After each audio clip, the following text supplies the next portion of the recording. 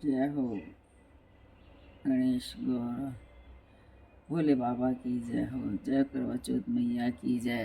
करवे की कहानी। एक राजा के 7 बेटे, एक लड़की, एक लाडली बेटी थी। उसकी शादी हो गई थी। जब करवा चौथ का व्रत आया, भाई आए और बोले, माँ बहन कहाँ है। माँ ने कहा, बेटा बहन को कुछ मत देना क्योंकि उसका आज व्रत है करवा चौथ का। माँ कब खाएगी बहन खाना। माँ ने कहा, जब चांद निकलेगा तभी खाना खाएगी। यदि अभी चांद निकल जाए तो अभी खाना खा लेगी। माँ बोली, हाँ।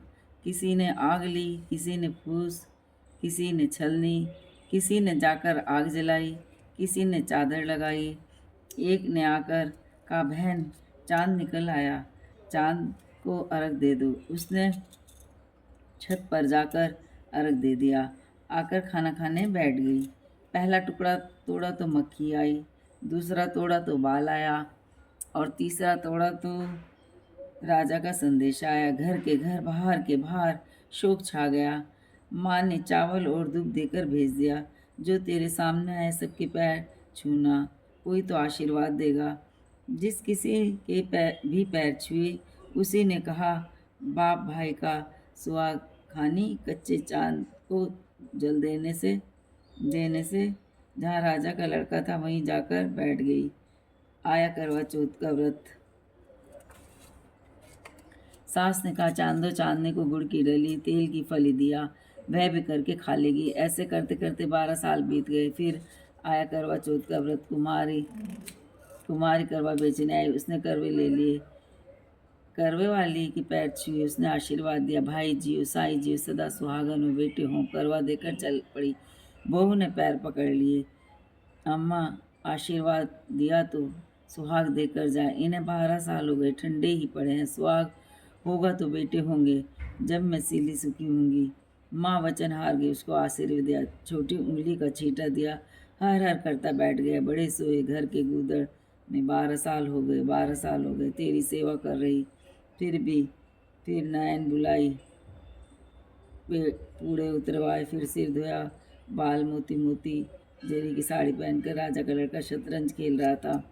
सास ने कहा, जा बांदी को बुला ला, दो चांदनी के गुड़ की डली की तेल की फली दिया। जब बांदी ने आकर देखा, उसका सारा घर जगमगा रहा है। बांदी ने आकर कहा, रानी बधाई हो, तू मुझे क्या ताना मार रही है, मेरी बहू को तो 12 साल हो गए। नहीं रानी, तुझे बधाई हो, चल कर देखो, 6 बहुओं से बढ़कर 7वीं के ठाट बाट लग रहे हैं। रानी वहाँ से चल पड़ी। आकर झूठी हुई तो छोटा बच्चा कोहलों में पड़वा दूंगी। नहीं रानी, चल कर देखो।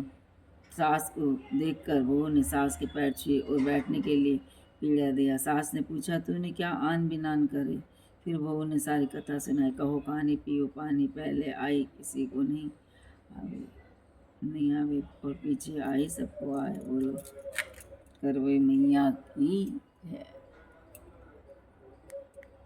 ये कहानी। एक बढ़ई था, वो 4 सोटे रोज गड़ा करता था। 2 अपनी झोपड़ी के पीछे रख देता था, आकर चुटकुला उठाकर ले जाता था। 2 बाजार में बेचकर अपने बच्चों का पालन पोषण करता था।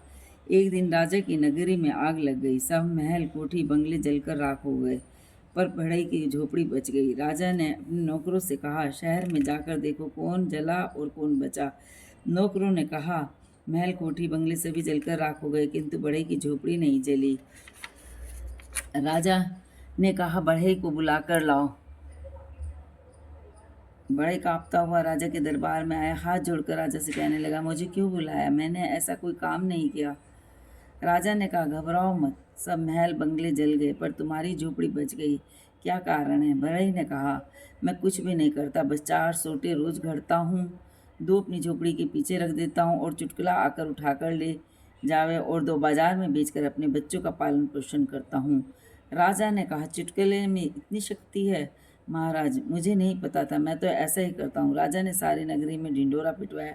सब भाई बहन कुछ भी कार्य करें तो चुटकुला का नाम लेकर उठें। बोलो चुटकुले महाराज की जय, गणपति बाबा की जय।